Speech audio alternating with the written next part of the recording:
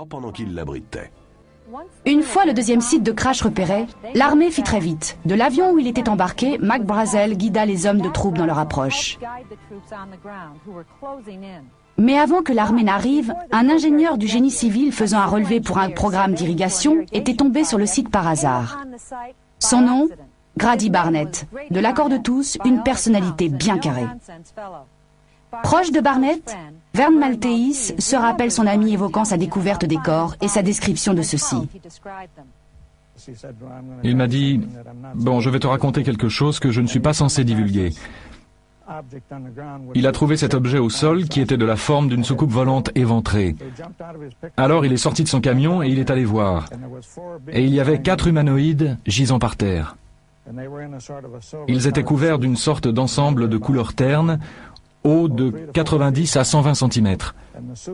Ces habits étaient très ajustés et ils les couvraient entièrement, sauf la tête et les mains qui étaient découvertes. La tête était sans cheveux, un peu en forme de poire. Les mains étaient nues.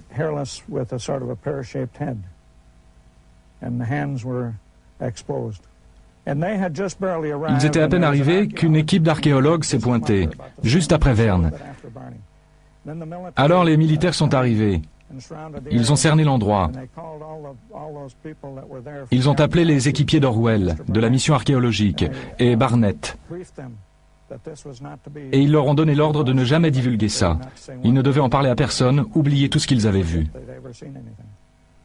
Barnett a déclaré qu'il était tout près des corps, presque à les toucher, lorsque le groupe d'étudiants et d'archéologues est arrivé. Si l'histoire est véridique, voilà un groupe idéal de témoins, ayant toutes les qualités requises, détenteurs d'éléments concrets de conviction. En d'autres termes, on aurait là ce qui constitue une preuve. Mais qu'est-il arrivé? En moins de temps qu'il n'en faut pour le dire, l'armée a tout pris en main. Ils ont recouvert les corps, regroupé les étudiants, les archéologues et ingénieurs à l'écart, les forçant à se détourner de la scène. C'était là une affaire touchant à la sécurité nationale. Personne ne devait en parler. Si l'un d'eux le faisait, les autorités le sauraient, et elles sauraient le retrouver. Les hommes de troupe les escortèrent loin du site, les reléguant à l'obscurité. Grady Barnett a bien parlé des corps à son patron, mais la réaction se résuma à l'incrédulité. Après quoi Barnett tint pour lui la plupart des détails, n'en parlant qu'aux membres de sa famille et à son ami proche, Vern Maltese. Grady Barnett est mort en 1969. Quant aux archéologues et étudiants, on ne les revit plus. Repartis sans doute pour l'une des grandes universités du Nord-Est. Des années durant, nul ne savait où les trouver. Puis en 1979, une femme atteinte d'un cancer fit une déposition sur son lit de mort à l'une des infirmières de l'hôpital local de Saint-Pétersbourg en Floride. J'étais infirmière dans un service pour patients en phase terminale. Un jour, je vais donner son bain à une patiente. Elle était plus alerte que d'ordinaire. Elle se comportait d'une façon très soupçonneuse. Elle me demande de tirer les rideaux. Elle veut savoir s'il y a une autre patiente dans l'autre lit. Je dis non, mais ça m'a surprise.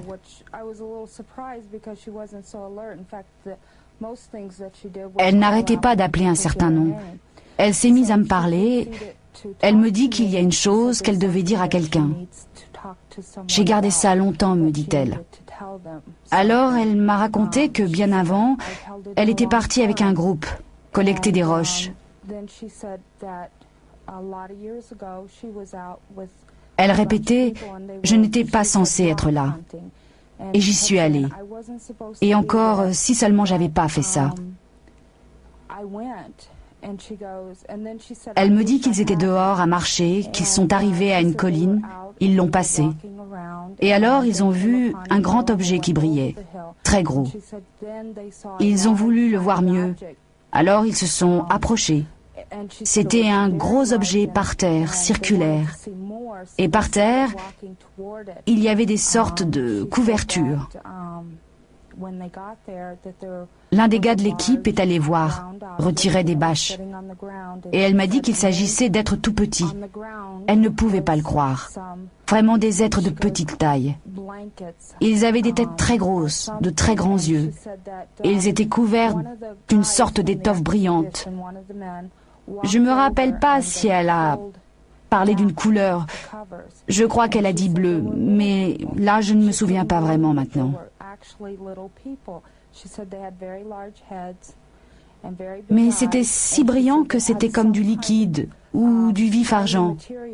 Mais alors elle s'est montrée très ennuyée. Elle m'a dit « Vous n'en parlez à personne, jamais à personne ». À ce moment-là, elle a juste commencé à regarder dans la pièce. Elle avait un comportement très paranoïaque et elle m'a dit « Parce qu'ils peuvent toujours vous retrouver ». Et moi, qui peut toujours nous retrouver? Elle m'a dit « Les autorités ». Préparant soigneusement une version occultant les faits, le général Ramet donna ordre au colonel Blanchard, commandant le 509e groupe, d'envoyer son officier de renseignement, le major Marcel, à Fort Worth. Marcel apporta au général des éléments de débris rangés dans une caisse. Laissant la boîte sur son bureau, le général conduit alors le major dans une autre pièce, lui proposant de consulter une carte. À leur retour, la caisse a disparu. À la place, on a un vieux ballon météo. Alors le général Ramet fait entrer les journalistes. Une simple erreur, déclare-t-il. Le major Marcel et le 509e groupe s'étaient trompés. Et le général ajouta que ce type de ballon était d'un modèle nouveau, à faire classer dès le milieu de l'après-midi.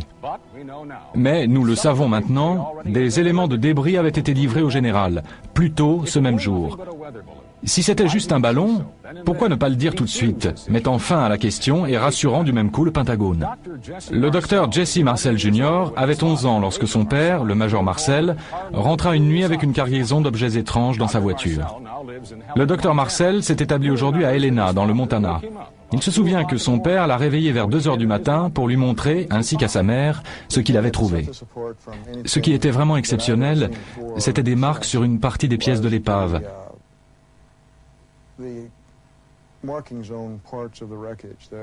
Sur les poutrelles en nid, la structure, il y avait comme de l'écriture. Je me souviens, j'ai pensé à l'époque que c'était comme des hiéroglyphes.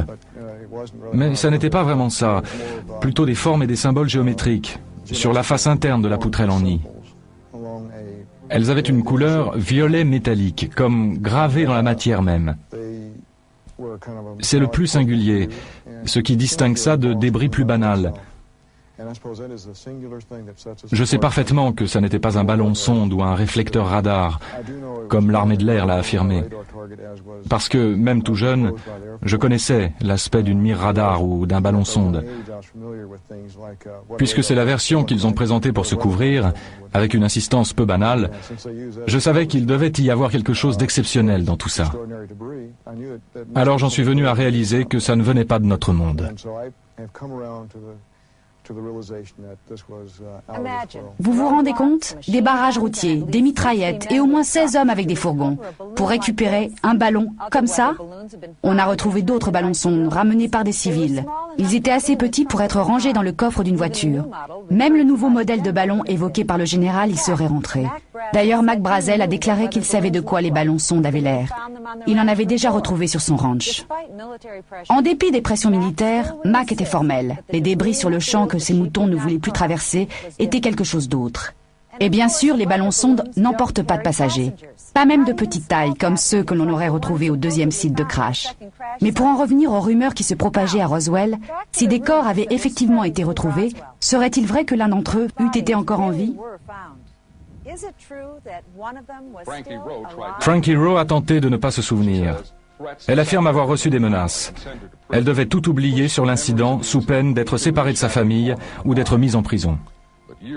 Mais des années plus tard, à mesure que des pans de l'histoire étaient publiés, les souvenirs de Madame Rowe sont revenus en force. Les souvenirs et la colère. À présent, elle est convaincue que le public américain a le droit de tout savoir, toute l'histoire, et même de petits fragments, comme ces fragments de métal qu'elle a vus et qu'elle a touchés. Il a sorti sa main de sa poche. Il tenait un morceau de ce matériau roulé en boule, une boule minuscule. Il l'a laissé tomber sur la table. Ça s'est répandu comme du liquide ou du mercure, sans un pli. On a tous pu le toucher, le ramasser. On pouvait le plier, pas de froissement, pas de bruit. C'était très mince, très brillant, comme de l'argent. Un carré de 30 cm. Et je n'ai aucune idée de ce que c'est devenu. Plus de 40